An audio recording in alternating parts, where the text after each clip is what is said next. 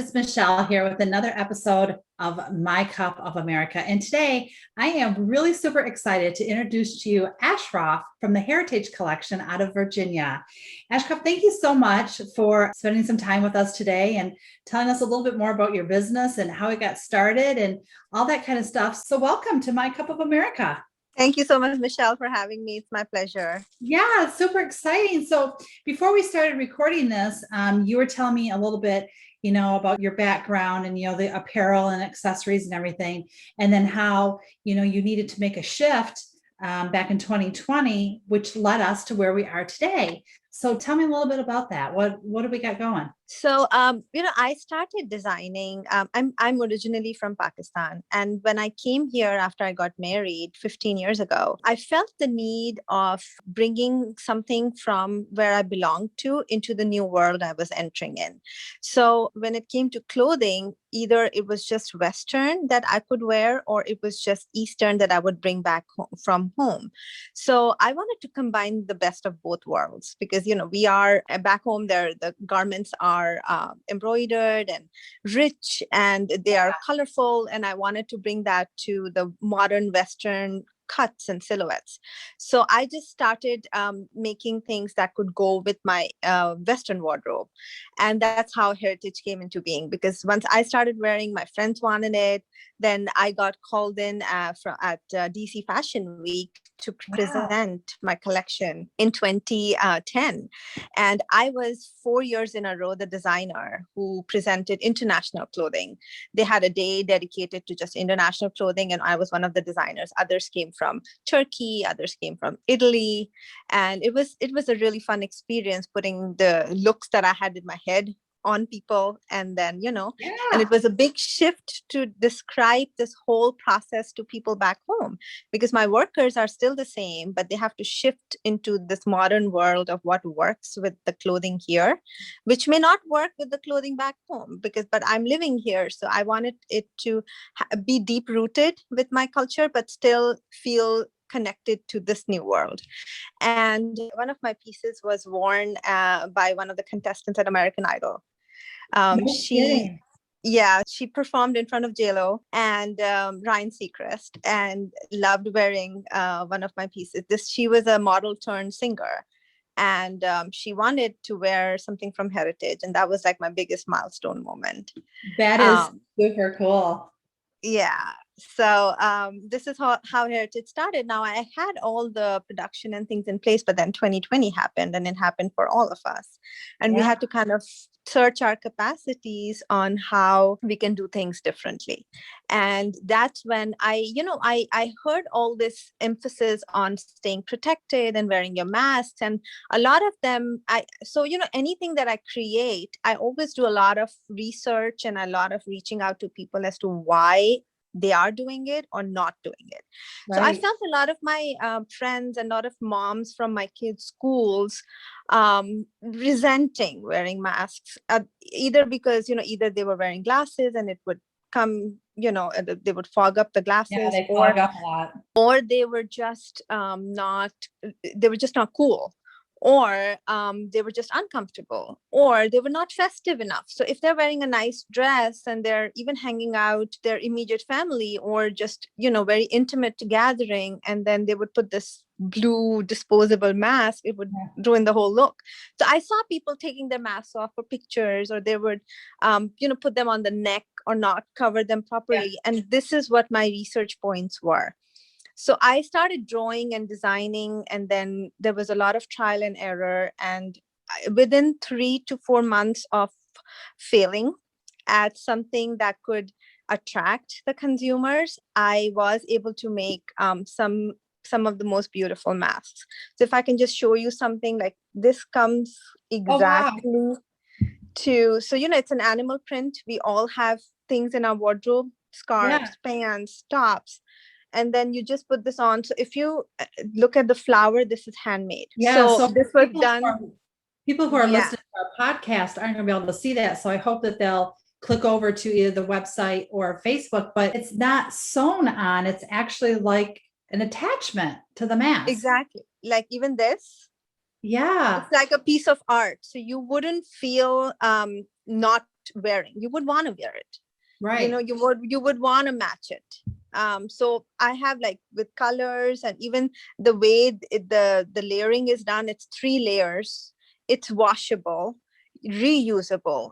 And another thing was that I came with these cute pouches.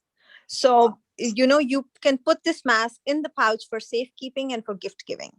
So if you're wearing one and your friend says, "Oh, cool mask," take one and give it to her on her birthday. Make it into a gift box or something. So, Yeah. it was just like spreading the joy kind of a thing. I had a lot of these that went out in Christmas because people couldn't see their families as much as they would have loved to. But Oh, yeah. sending something like this, handmade with love, they were kind of, telling the other person that, look, I care about you, and this is something that I am using, and I would love for you to use it too. Yeah, that's super cool. And so many things have changed. I mean, just, talking to my guests here on My Cup of America, a lot of them have become what they are now because of the pandemic. New things have been innovated, and, they found themselves staying at home and they needed to make some money and stuff like that. So do you do this out of your home, or do you have a shop, or how do you work? So I have a studio in Virginia where I have the apparels that are displayed for showcase and for selling. And I work on appointment basis. So these masks actually are available here to be picked up. I also have an online presence. Okay. I have a website. I have an Instagram presence as well, and Facebook. So there are multiple channels that are there for these to be. These are available to be either ordered or picked up, or you can even, like, if you like a design and you want to customize it in another color, that is doable as well. Okay, But great. I've Yeah, I was tried gonna ask to, about that, if it was customizable and yeah. stuff like that. So what are some of the things that I guess have become like almost an obstacle that you had to overcome with this? I mean, is it, what's been some struggles that you've overcome? I think most importantly was working 100% here locally. For my research, I had the market products that were already available. But then there were ranges where, you had to keep into account the fact that all the fabric that you use has to be something that people that is breathable. It had to be one of those that has less allergic, component in it. So you don't want people breaking out when they're wearing. Also, the embroideries and everything that we were doing on the outer layer could not, come on the other layer, where they could feel uncomfortable when you're wearing them. So there were a lot of I would say a lot of trial and error. When I had fabrics and fabrics that I had used and discarded and not use again for masks, because I felt like if I'm selling a product, it needs to not only show value, but it also needs to be long term. Like, these you can wear, they had to be washable. So I couldn't use anything that could bleed color. I couldn't use anything that was, prone to getting, into the other layer. So, and, it shouldn't feel too thick.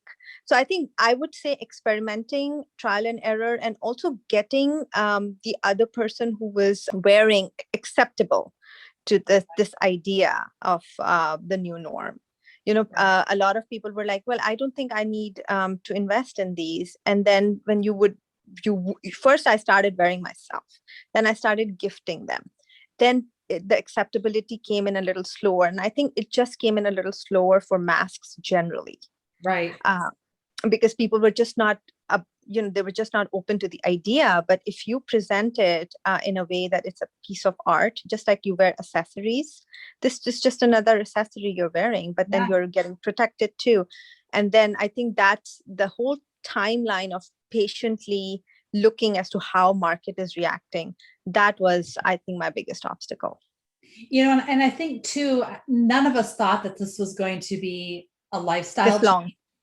Yeah, it was just gonna be something, a couple weeks. It was always just a couple weeks is what it was, So yeah, it wasn't something that people thought were going to, be something for the long haul. But anymore, I mean, I think anymore it's kind of split half and half. Either people, about people wearing them or not wearing them. But I think a lot of people, even after we're on the other side of this and stuff, I think that there's still going to be a need for this for a lot of reasons, just your everyday, cold and flu.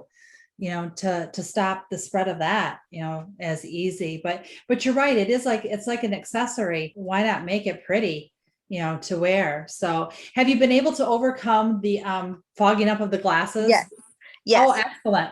Yeah. So the way they sit on the nose, if they sit too low, you're not getting protected, because I've seen a lot of masks, they just, when you talk, they move down.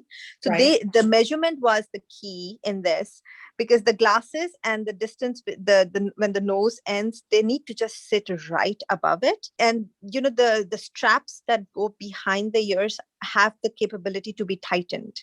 So once you tighten that, once they're sitting on the ears, and you just put a knot to tighten it, the glasses don't fog. And I wear glasses myself.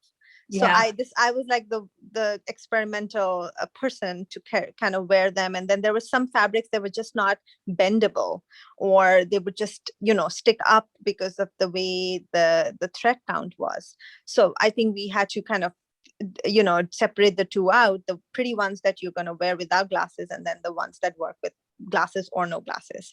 So we had to actually differentiate between those two. Oh yeah, because I know my mom wears glasses all the time, and that's her biggest thing is they fog up her They fog glasses up. Yeah. and irritate. And I wear reading glasses, but sometimes, like, if I'm in the grocery store and I'm trying to read what's on my list or read a label or Label. something, Yeah. I put them on and they fog up. It's like, oh yeah, you get so frustrated. So kudos to Mhm. you for being able to overcome that obstacle, because that's one thing I know that a lot of people complain about. So that's really awesome. So where can people find you? Where, people to look at your products and to place an order, where can they find you at? The quickest place where you can just click, put it in the cart and check out would be my website. It's www.myheritagecollection.com. Okay. And there's a separate section that says festive masks, and the whole collection is available there. And I keep updating it, the new ones come in. And I've always, even in my apparel, I've always tried to keep things unique. I tend not to make one design of 10, because then it kills the creativity, I feel like. But you can Right. always order 1 in 10, because I have had people order this for their wedding parties. So they wanted everybody to wear the same, and that is completely doable. That's not a problem. Yeah. That's one place you can find. I'm also on Instagram. It's Ashraf_Valliani on Instagram. Okay. And Facebook has the.heritage.collection. So facebook.com/the.heritage.collection. So all these avenues are there. Whatever I update on Instagram, I update on Facebook, and then it goes up on the website.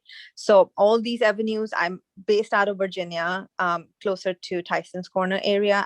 If you want to come feel it and touch it and then buy it, that option is available as well. Just shoot me a message and we can arrange for an appointment. That's awesome. Yeah, we'll be sure to include those links. I always point because I'm not really sure where they're going to be in the video, but usually they're at the bottom here.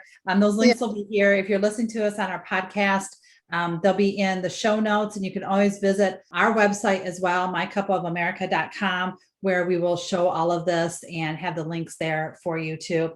So I always like to end my interview with the same question for all my guests. What is an inspirational quote that you really like?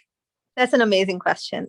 So, I always refer to this one quote that stayed with me for a very long time. This is from a book, The Alchemist. And it says that if you really want something in life, the universe around you conspires for you so you get it. Yeah. So, when you have a dream or when you set up a goal and you want to achieve it, you'll see forces that you can't even describe coming in favor for you to help you get it. But you need to really want it. Yeah. And that can work in the negative too, because if you put too much, I can't, I won't, this isn't, that comes back to you in a negative way too. So Correct. Yes. yeah, you get what you put out, both negative and positive. So that's definitely a good one. So, well, my friend, it has been such a pleasure to chat with you and showcase your products. I can't wait to go on your website and take a deeper look. They're absolutely beautiful and so unique. And I think that, it's something that's definitely needed, because, those paper masks and the plain old ones are just getting old. Yeah. So But And anyhow, it's a fashion statement. When you wear it, you tell something about yourself before even opening up your mouth. That's yeah, something with your clothes too. If somebody sees what you're wearing, they already make an impression of you. So oh, even with yeah. this, it's the same. Yeah, absolutely. And like you said, people out in the, professional people out in the workplace and stuff, it looks so much nicer. It doesn't Yeah. look clinical. Yes. You're seeing doctors and nurses with the paper ones. Well, we're not that. We don't want to look clinical. We want to look as normal as we can. So anyhow, Ashraf, it was so nice to chat with you. And y'all make Thank sure you. you follow her on her pages. Like I said, we're going to put that in here. Check out her products and be sure to share this with your family and friends. And we look forward to seeing you on another episode of My Cup of America. Chat soon.